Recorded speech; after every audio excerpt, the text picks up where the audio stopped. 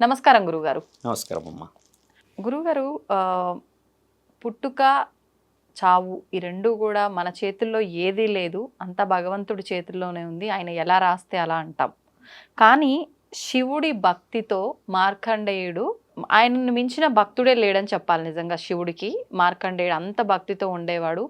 ఆయన భక్తి వల్ల మరణాన్ని జయించిండు. యముణ్ణి కూడా వెనక్కి పంపించిండు ఆయన ప్రాణాలు తీసుకెళ్లకుండా.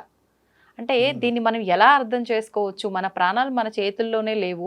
ఏది ఎలా ఏ టైంకి డిసైడ్ చేయబడిందో అది అలా జరగాల్సిందే, మనం మార్చలేము అని అంటారు. మరి దీన్ని గురించి మనం ఏం అర్థం చేసుకోవచ్చు అంటారు? మార్కండేయ మహారాజు గురించి మీరు అన్నట్టుగా కొంచెం మెల్లిగా వస్తాం. యముడి గురించి కూడా మంచిగా మెల్లిగా వస్తాం. మానవ శరీరం గురించి మాట్లాడుకుంటే ఏమవుతుందంటమ్మా, ఇప్పుడు నలుగురు ఐదుగురు మనం నిలబడ్డాం అంటే మానవుడు, మానవ శరీరాలు అంటారు కదా. మానవుడు అన్న పేరు ఎలా వచ్చిందంటే అమ్మ శివుడు నుంచి వచ్చింది. శివుడు ఆయన ప్రతిరూపమే మానవుడు. ఇది నిజం. ఎలా నిజమైంది, ఎలా రుజువు చేయబడ్డదని కూడా మాట్లాడవచ్చును. ఒక సందర్భంలో మీకు గతంలో చెప్పినట్టుగానే సృష్టిలో అమ్మ ఒక శరీరం నుంచి ఒక శరీరం పుట్టకపోయేది. ఒక శరీరం నుంచి ఒక శరీరం పుట్టకపోయేది. అంటే ఇప్పుడు ఏదైతే ఇప్పుడు తల్లి గర్భం నుంచి వచ్చడం చేయడం అనేది లేదు. ఆ సందర్భం చెప్పాము. కేవలం ఒక తత్వాన్ని తండ్రి వేడి చేసి, అంటే అగ్నిలింగంలో తండ్రి వేడి చేసి, ఆ వేడికి ఒక పరిపూర్ణమైన స్థితి వచ్చాక ఆ అగ్నిలింగంలో నుంచి తండ్రి తీసుకెళ్ళి ఆత్మలింగంలోకి వేయడం. ఆ ఆత్మలింగంలోకి వేసిన తర్వాత ఆత్మ పరిపూర్ణమైన స్థితికి వచ్చిన తర్వాత ఇక్కడ 3 తరాలు ఉంటాయమ్మా. మనిషి పుట్టక ముందుకుండే తరం చెప్తున్నాం మీకు. అగ్నిలింగం అనేది ఆత్మ పుట్టుకకి కారణం. ఆత్మ పుట్టడానికి మాత్రమే కారణం. ఈ ఈ అగ్నిలింగంలో ఫిల్టరైజేషన్ కొన్ని రోజులు అయిన తర్వాత దాన్ని తీసుకెళ్ళి ఆత్మలింగంలోకి వేస్తాడు. ఆత్మలింగం అనేది కూడా పరమాత్ముడి యొక్క హస్తంతో ఉన్నది. ఈ ఆత్మలింగంలో కొన్ని రోజులు కొలువై ఉన్నాకనే గర్భంలోకి వస్తారు. అంటే తల్లి గర్భం ముందుకు రాకముందుకే 2 గర్భాలు దాటి వస్తారు. ఒక గర్భం వచ్చేసి పరమశివుడి యొక్క శరీరం, అంటే మీరు అన్నట్టుగా ఆయన అణువు, శివుడి నుంచి వచ్చినవాడు మానవుడు. అక్కడి నుంచి నీవు పుట్టడానికి సిద్ధమై ఉన్నావు అని చెప్పిన తర్వాత నీ యొక్క గుణగణాలకు ఒక రూపాన్ని ఇస్తాడు ఆత్మ అని. ఇప్పుడు మనిషి పుట్టగానే ఒక ఆత్మ కూడా మనం ఒకవేళ ఉదాహరణ కనిపించింది సినిమాలో చూస్తాం, సినిమా మ్యాటర్ల కోసం. ఒక ఆత్మ ఎలా ఉంటుందని చూడగానే అమ్మ గాలిలో కనబడుతూ చేతులు ఉంటాయి, కాళ్ళు ఉంటాయి, ఈ వెంట్రుకలన్నీ తిరుగుతూ ఉంటాయి, కళ్ళు, ఈ మాట్లాడాలన్నీ కనబడతాయి. ఇప్పుడు ఆత్మకి తల్లి అయితే కన్నది శరీరాన్నే కదా, ఆత్మని కనలేదు కదా. కాబట్టి ఏంటంటే శరీరంలో బిడ్డ రూపు దిద్దుకోక ముందుకే పరమాత్ముడు ఆయన గర్భంలో కంటాడు ఆత్మని. అందుకని ఆయన ఆత్మబంధువు అని అంటారు. ఆత్మని ఆయన మొదట కంటాడు కడుపులో. అంటే ఆయన సిద్ధం చేసుకుంటాడు ఒక రూపాన్ని. ఇప్పుడు ఎలాగైతే గౌరీమాత గణేశుని సిద్ధం చేస్తుందమ్మ పసుపుతో పెట్టి, అలాగా తండ్రి ఆత్మబంధాన్ని అక్కడ సిద్ధం చేశాక అగ్నిలింగంలో నుంచి ఆత్మలింగం, ఆత్మలింగంలో నుంచి గర్భానికి ఇస్తాడు. ఇలా 3 తరాలు అయిన తర్వాత ఏమవుతుందంటే అమ్మ బిడ్డ పుడతాడు శరీరంలోకి బయటకు వచ్చాక. అప్పుడు తండ్రి ఏం నిర్ణయిస్తాడంటే అందులో ఇది చాలా చాలా ముఖ్యమైన విషయం. మీకు ఎలా చెప్పొచ్చు అంటే మీరు అడిగిన చిన్న ప్రశ్న కాదు. ఈ భూమండలం మొత్తంలో శివుడితోనే పుట్టింది అన్న విషయం చాలా వివరంగా చెప్పవచ్చు. నేనైతే చాలా గర్వంగా విత్ రూల్స్ రెగ్యులేషన్స్ పాయింట్ శాసన గ్రంథాలలో ఉన్న ఒక్కొక్క దాంతో చెప్పవచ్చు. ఎలా పుట్టారు, ఏ విధంగా వచ్చారంటే ఆయన ఒక్కొక్క తనువుతోని ఒక్కొక్కళ్ళని పుట్టించేసుకున్నాడు. ఇది రాసింది మన దగ్గర. అంతెందుకమ్మా రేణుకామాత తండ్రి చిటికెన వేలు తాకితే పుట్టిందని రాసింది మన దగ్గర శాసనం. ఇలా కథ కూడా ఉంది. అందుకే శివుడి చిన్న బిడ్డ అంటారు ఎల్లమ్మ తల్లిని. అమ్మ శిల్పంలాగా ఉన్నప్పుడు ఒక తరుణం, నేను బోనాల పండుగ విషయం వచ్చేటప్పుడు నేను ఈ విషయం చెప్తాను మీకు. తండ్రి పోతూ ఉంటే అమ్మకి ఈ శిల్పానికి తండ్రి చిటికెన వేలు తగిలితే రేణుకామాత పుడుతుంది. ఆ తరుణం రాసింది రేణుకామాత కథలో చెప్తారు ఈ విషయం. అంటే ఇక్కడ ఒక శిల్పానికి కూడా తండ్రి చేతి ద్వారానే పుట్టింది. అంటే ఈయననేగా తండ్రి. అలా ప్రతి అణువుని ఆయననే పుట్టించాడు ఇక్కడ. అంటే గురువుల విషయానికి వస్తాం ఇప్పుడు, ఎందుకంటే అవసరం సమయం కాబట్టి చెప్తున్నా. గురువులు కూడా అమ్మ అంత సులభంగా గురువులు కారు. వాళ్ళకి కొన్ని వస్తువులు దొరికినాయంట అని చెప్తారు. మీకు తెలుసా, విన్నారా మాట? హిమాలయాల్లో తపస్సు చేసిన వాళ్ళకి కొందరికి శంకు దొరికిందంటారు, కొందరికి రుద్రాక్ష దొరికింది అని అంటారు, కొందరికి చేతుల్లో ముని కలశం దొరికింది అని అంటారు, కొందరికి కొన్ని మొక్కలు దొరికాయి అని అంటారు. దాని అర్థం ఏం తెలుసా అమ్మ? నీకు ఒకవేళ రుద్రాక్ష దొరికింది అని అంటే నువ్వు చేసే ధర్మ కార్యక్రమాలలో కొన్ని అర్హతలకి నీకు పరమాత్ముడు ఇచ్చిన ప్రసాదం అది. ఓ ఉదాహరణకి నీకు శంకు దొరికిందో అనుకోమ్మా, శంకు అని అంటే మనం శంఖం వాయిస్తాము, అవును. ఊదుతాం కదా, ఆ శంకుతోని చాలా మంది యొక్క ప్రాణగండాలని కాపాడగలిగే మహా ఉత్తమం. అంటే అది శంకు అనేది ఊదడంగా తల్లి, ఊదడం అంటే అవును. ఆరంభం. అవును. ఇలాంటిది చేయవచ్చునండి. ఒకవేళ ధన్వంతరి ఒక కలశం దొరికింది అనుకోమ్మా, నీవు ఆయుర్వేదిక వనమూలికల ద్వారా ప్రాణాన్ని కాపాడగలుగుతావు అని తండ్రి నీకు ఇచ్చిన ఒక చిన్న అవకాశం. అలా చాలా మంది గురువులు చెప్పారు కూడా, మా గురువు గారికి హిమాలయాల్లో అక్కడ దొరికిందంట. అంటే మరి అక్కడ ఎవరు పెట్టారు అది, ఎవరు పెట్టారు అంటే అక్కడ శివుడు పెట్టి వెళ్తాడు అవి. ఆయన ఒకప్పుడు తపస్సు చేసినప్పుడు ఓకే ఒక కారణ జన్ముడు ఇక్కడికి రాగలుగుతాడని, ఒక కారణ జన్ముడి చేత ఒక పని జరుగుతుందని చెప్పేసి అక్కడికి వాళ్ళని పంపించినప్పుడు వాళ్ళది స్వీకరిస్తే ఇది మా వరప్రసాదం అని తీసుకొచ్చిన వాళ్ళు లక్షల అఘోరాలు ఉన్నారు. ఇప్పుడు మన దురదృష్టం ఏంటంటే అఘోరాలు ఇంటర్వ్యూలు దొరకవు, కానీ అవును. వాళ్ళని అడిగితే ఇలాంటి విషయాలు చెప్పవచ్చిన వాళ్ళు. ఎలా దొరుకుతూ వచ్చిన వాళ్ళు ఎక్కడ పుట్టాలనేది నిర్ణయించేది పరమాత్ముడు. మీరు అడిగిన ప్రశ్నలకు వస్తాం. యముడు తర్వాత యముడి పూర్తి పేరు. యమలోకం ఎక్కడ ఉంది, మీరు మంచిగా గమనించాల్సిన విషయం ఇది. యమలోకం మీకు తెలిసి ఎక్కడ ఉంది చెప్పండి కదా, పైన అంటాం అంతే, కైలాసం పైన, యమలోకం పైన. యమలోకం వచ్చి భూలోకంలో ఉంది. యమలోకం 7 లోకాల కింద ఉంది. అతల్ల వితల్ల సుతల్ల మహాతల్ల రసాతల్ల తలాతల్ల పాతాళ. పాతాళ కింద లోకంలో ఉన్నది యమలోకం. ఓ భూమండలంలో ఉంది, కింద ఉంది యమలోకం, పైన యముడు పైన మరి ఉంటాడు. యముడు పైకి తీసుకెళ్తున్నాడు, యముడు చూపిస్తారు పైకి సినిమాలలో. తీసుకెళ్ళేది శివుడి దగ్గరికి, పుట్టించినోడి దగ్గర తీసుకుపోతాడు ఆయన, ప్రిన్సిపల్ దగ్గరికి. ఓకే, హాజరైపోయడానికి. వాడని వచ్చి స్టూడెంట్స్ తీసుకుపోతాడు, వచ్చిండు నాయన ఈయనగాడు ఈయన చేసిన ఘనకార్యాలు అంటే తండ్రి ఎట తీసుకోవాలో చెప్తాడు. ఓకే, అదే మేఘాల్లో చూయించడం. అయితే యముడి పూర్తి పేరు ఏంటంటే మా యమ ధర్మ రాజు. అయితే యముడు కూడా ఒక ప్రాణం తీయాలి అని అంటే ధర్మంగానే తీయాలి. ధర్మం ఎవరు మరి, ఆ ధర్మాన్ని రాసింది ఎవరు మరి, పరమశివుడు. భగవంతుడు. పరమశివుడే ధర్మాన్ని ఎందుకు రాశాడు అని అంటే, బ్రహ్మ నీ పుట్టుక నీ యొక్క చావు రాసే హక్కు లేదు. బ్రహ్మకి నీ పుట్టుకని నీ చావుని రాసే హక్కు లేదు. నీకు జీవితంలో జరగబోయే రాతని మాత్రమే రాస్తాడు. పుట్టించుకునేది పరమశివుడు. ఇప్పుడే చెప్పాం మీకు. అవును. మధ్యలో రాత రాస్తాడు బ్రహ్మ, చావు రాయడు. మళ్ళీ చావు మహాముఖంటికి అంకితం. విష్ణు మహానీయుడు నీవు ఏ విధముగా బ్రతకాలో ఆ రాతలో మెరుగులు చేస్తాడు.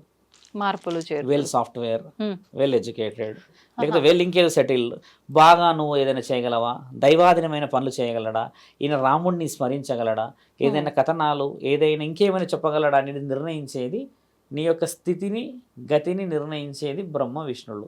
మొత్తం నీ పరిస్థితిని మార్చేది శివుడు మాత్రమే. అంటే నీ యొక్క పుట్టుకని ఆ ఇద్దరి అనుమతుల కంటే ముందే ఒక అనుమతి రాసి ఉన్నది. ఈ అనుమతి ఎలా రాసిందని మీరు ఎలా చెప్తారు? ఇప్పుడు మనమైనా మాట్లాడవచ్చు, నేను ఎలా చెప్తాను శివుడే రాశాడని? శివభక్తుడు నేను కాకుండా కొంచెం చరిత్ర పూటల్లోకి వెనక్కి వెళ్తే, నీవు గొప్ప నేను గొప్ప అని తండ్రి ఇద్దరు బ్రహ్మ విష్ణువులు ఇద్దరు తగువబడినప్పుడు తండ్రి వచ్చి నేను ఎలా గొప్పవాడిని అని అనకుండా మనందరం గొప్ప వాళ్ళము, నేను సృష్టికి లయకారకుడిని. అంటే లయ అంటే ఏందమ్మా మీకు తెలిసి చెప్పండి. లయ అంటే ఏంది, మీకు ఏమైనా ఐడియా ఉందా? లయ అంటే యువర్ పల్స్. లయ కారకుడు అంటే నీ యొక్క రక్తనాళాల్లో తిరిగే నరాలు, కదలిక కాదు. పల్స్ అంటే ఏందమ్మా, ఈ రక్తం నీకు ఇలా పట్టుకోగానే పల్స్ కొట్టుకుంటూ రక్తం పోతుంటది కంటే ఆ రక్తం అనేది మనకి ఇక్కడ నుంచి ఇక్కడికి అంతా పల్స్ రేట్. పల్స్ ఆగిపోయిందంటే మనిషి చనిపోయినట్టేగా, అంతే కదా. ఈ పల్స్ అనేది తెలుగులో అచ్చంగా అంటే మన దగ్గర మాట్లాడితే అమ్మా పురాణాల ప్రకారంగా లయకారకుడు అంటారు. ఈ లయ అనేది నీ చలనం. నీ చలనం అంటే నీ పరిస్థితి. నీ చలనాన్ని పుట్టించగలిగిన వాడు పరమాత్ముడు. అంటే నీ యొక్క ఆయుర్భావం అయిండుగా తల్లి. అప్పుడు బ్రహ్మ విష్ణువులు చెప్తారు అనమాట ఆయన గారు, అగ్నిలింగంలో నేను ఆత్మలను కొలువు చేసి అక్కడి నుంచి ఆత్మలింగంలోకి వాళ్ళని ప్రవేశింపచేసి అక్కడి నుంచి వీర్యం నుంచి అండంలోకి ప్రవేశింపచేపించి వాళ్ళిద్దరూ అండం పిండం కలిసిన తర్వాత నేను బ్రహ్మాండాధిపతిని కాబట్టి ఆత్మకి రూపాన్ని ఇస్తా. అది 5వ నెలలో మాత్రమే. బిడ్డ 5వ నెలలోనే కదులుతాడు, అప్పటి వరకు పిండమే. ఇది తెలుసుకోవాలి చాలా మంది. 5వ నెల వరకు బిడ్డ కదలడు తల్లి. ఎప్పుడైతే మహాముఖంటి యొక్క ఆత్మబంధువు కడుపులోకి ప్రవేశిస్తాడో ఆ నెక్స్ట్ డే మనం శ్రీమంతాలు ఎందుకు చేస్తామమ్మా గమనించండి. శ్రీమంతాలు ఏ స్త్రీలు డబ్బులు ఉండి చేయరు, ఏ కుటుంబం. ఆత్మబంధువు వచ్చాడు, అందులో బిడ్డ ప్రాణాన్ని పోసుకున్నాడు. పుట్టబోయేది ఆడైనా మగవైనా జీవం ఆవిర్భవించే సమయం వచ్చింది కాబట్టి మనం చేసే మహాముఖంటి పూజ అది. ఎవరికి తెలియదు, అది ఏ ఇంట్లో అయినా చేయండి, ఎవరికైనా చేయండి, కానీ అది చేసే పూజ వచ్చే బిడ్డకి. ఆ బిడ్డని ఎవరిచ్చారు? పరమాత్ముడు ఇచ్చాడు కాబట్టి మనకి తెలియకుండానే మన సంస్కృతిలో భాగంగా పాటిస్తున్నాం. అవును. దాన్నే శ్రీమంతము అని అంటారు. ఓకే. దాంట్లో కొన్ని రకరకాలే పెడతారు, అది వేరే విషయం. అవును. మీరు అడిగిన ప్రశ్నకి వస్తాం. అక్కడ బ్రహ్మ విష్ణుడు ఇద్దరిని తండ్రి కలుపుకుపోయాడు. ఎలా కలుపుకుపోయాడు? స్థితిగతిని పురోగతిని మనం ముగ్గురం చేస్తేనే కదా మానవుడి యొక్క స్థితిగతి అని అన్నప్పుడు మీరు అడిగిన ప్రశ్నకి జవాబు అంటే తండ్రి ఎందుకు కారకుడయ్యాడు. మార్కండేయుడి విషయంకి వచ్చేసరికి మాట్లాడే విషయం ఏంటంటే అమ్మ, యముడి విషయం మాట్లాడాం, పుట్టుక విషయం మాట్లాడాం. ఇప్పుడు మార్కండేయ మహారాజు గురించి మాట్లాడదాం. మార్కండేయుడు ఒక జన్మలో కారణ జన్ముడు. ఆ కారణ జన్ముడు ఏం చేస్తాడంటమ్మా, ఇది కొంచెం డీప్గా చెప్తాము. ఒక వ్యక్తికి శరీరం ఎలా కాపాడబడుతుందో తెలుసమ్మా, మీరు అడిగిన ప్రశ్న. 7 సంవత్సరాల వయసులోనే ఆయన గెలవగలడా మహాశివుడిని? మంత్రం తంత్రం రాగలుగుతుందా? లేదు. ఈరోజు అంగన్వాడీలో కూడా 3 ఏళ్ళు ఎదురే తీసుకుంటారు, ఆ గుడ్లు ఇయడానికో ఆ పప్పు ఇయడానికో. అలాంటిది 7 సంవత్సరాలకే అనర్గళంగా శాస్త్ర గ్రంథాలని ఇతిహాస పురాణాలని ఆయన వేద పఠనాలని చెప్పగలిగే అంత మునగాడయ్యాడా? ముమ్మాటికి కాదు. మార్కండేయుడు ఒక జన్మల మహారాజు, మహా తపస్వి అయిన కారణం చేత కారకుడే ఈ జన్మలో పుడతాడు ఒక ఊరిని కాపాడడానికి. అలా పుట్టినప్పుడు ఆయన ఎన్నుకోబడ్డ శరీరానికి తనువు చాలించే అవకాశం ఉంది.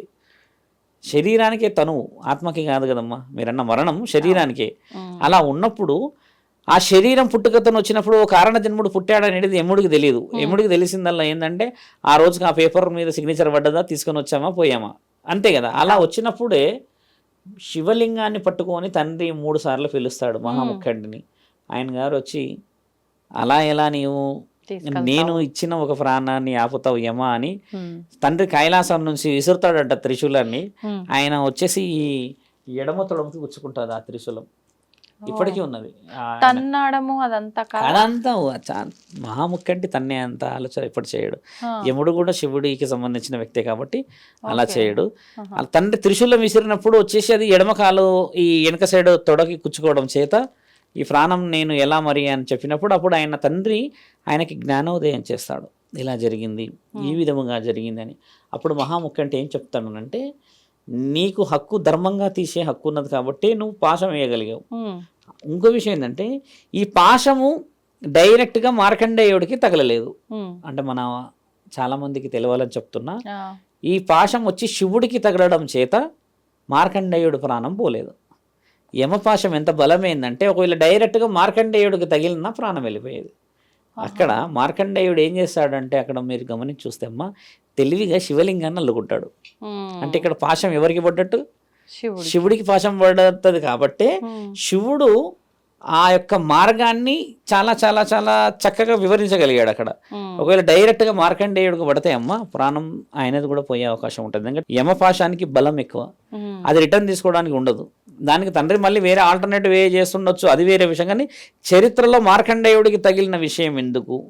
మరణాన్ని జయించగలిగే శక్తి ఎక్కడి నుంచి ఇవ్వగలుగుతాడు శివుడు అంటే అమ్మ ఒక కారణ జన్మని కాపాడడానికి ఒక రుద్రాక్ష చేసుకుంటేనే శివుడు శివభక్తులని వచ్చి మాట్లాడతాడన్న వ్యక్తులకి కారణ జన్ములు వెనుక ఉండే మహా ప్రళయకాల రుద్రుడు శివుడు.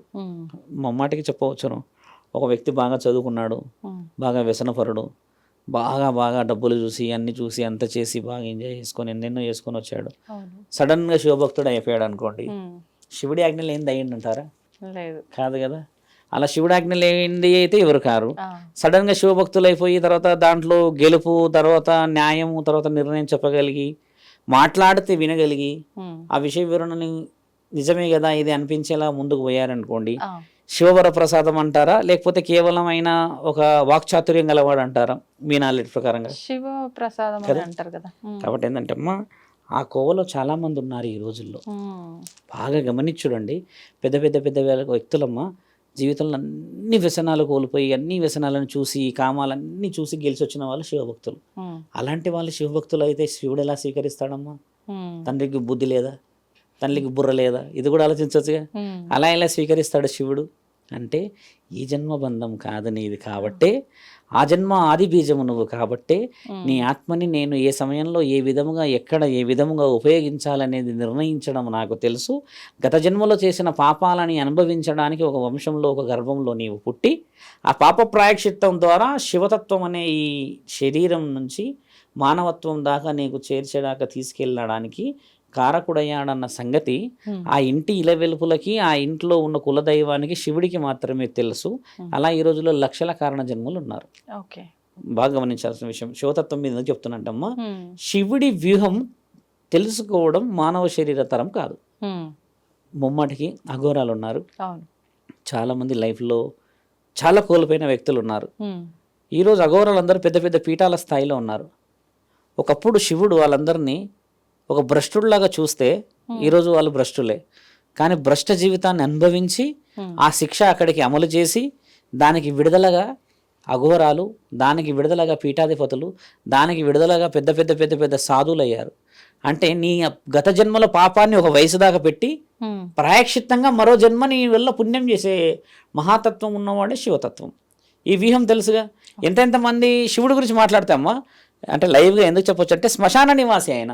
అవును, ఆయన శ్మశాన నివాసం అవసరమా? ఆయన కూడా మంచిగానే మీరు అన్నట్టుగానే అన్ని విలాసవంతమైన గడపవచ్చు కదా. ఎందుకు గడపడు అంటే శివుడు ధర్మం వైపు ఉంటాడు కాబట్టి ధర్మానికి ఎక్కడ కూర్చుంటే అది పరుపు. గమనించాల్సిన విషయం ఇది. శివుడు శిక్షలు ఎందుకు వేస్తాడు? శివుడి ఆజ్ఞ లేనిది చీమ ఎందుకు కుడుతుంది? ఆయన ఆజ్ఞ లేనిది ప్రాణం ఎందుకు పోతుంది అని అన్న కొందరు వ్యక్తులకు చెప్పేది ఏంటంటమ్మా, నీకు తెలిసినది న్యాయం ధర్మం అనేది నిజముగా జరిగినదా జరగలేదా అని నీ మనస్సాక్షికి తెలుసు కదా. నువ్వు దొంగ చేసావా, దొంగతనం చేసావా, వ్యసనపరుడువా, లేకపోతే ఎవరన్నా మోసం చేసావా, అప్పులు ఇచ్చిన వాడిని మోసం చేసావా అని చెప్పేసి తెల్లబట్టలు వేసేసుకొని ఒళ్ళంతా బంగారం వేసుకుంటే సరిపోదు. అసలైన తత్వాన్ని చూసిన వాడు పైన ఉంటాడు కదా, ఆయన వేస్తాడు చూడమ్మా శిక్షలు. కాబట్టి ఆయన నిర్ణయాలతోనే జరుగుతాయి జీవితాలు. ఇక్కడ శివుడికి చెప్పిన విషయంలో మీరు అన్నట్టుగానే మార్కండేయుడి విషయం కాదు, ఇప్పటికీ కూడా లక్షల కుటుంబాలు కాపాడబడుతున్నాయి అని అంటే ఇంకా పుణ్యం ఉన్నది అని అంటే ఏ జన్మలో చేసిన మన పుణ్యాలే మనని చూపిస్తున్నాయి. ఈ రోజు విశ్వవస్తు సంవత్సరం ఇది మీకు తెలిసిందే. ఈ సంవత్సరంలో అమ్మ మనం మొదట పంచాంగం చెప్పినప్పుడు భూకంపాలు ఎక్కువ వస్తాయని నేను అన్నప్పుడు ఏమైందంటే కొంతమంది కామెంట్లో అంత సీన్ లేదులేండి ఈయనకి ఏదో తెలుసు కదా అని అన్నారు కదా. ఈరోజు మే, ఇప్పుడు కూడా బయట వర్షమే పడుతుంది. మేలో వర్షాలు పడడం మనకు సహజంగా లేదు ఎక్కువ శాతంగా. జూన్లో 12, 13 తారీఖు తర్వాత ఋతుపవనాలు చురుకుగా కదులుతాయి కదా. ఇప్పుడు ఇలా అకాలంగా వస్తున్నాయి అంటే దీని అర్థం ఏం తెలుసా అమ్మ? ఇక్కడ చెడు పెరిగిందని ఒకళ్ళు అన్నారు, కొందరు అన్నారు దేశాల మధ్య యుద్ధాలు జరుగుతున్నాయని కొంతమంది అన్నారు, ఇంకా ముందు ఆడపిల్లలకు రక్షణ లేదు అన్నారు కదా. ముమ్మాటికి ఇక్కడ ఏమవుతుందంటే అమ్మ, ఇప్పుడు మీరన్న విషయంలో ఫిల్టరైజేషన్ జరుగుతుంది ఇప్పుడు సొసైటీలో.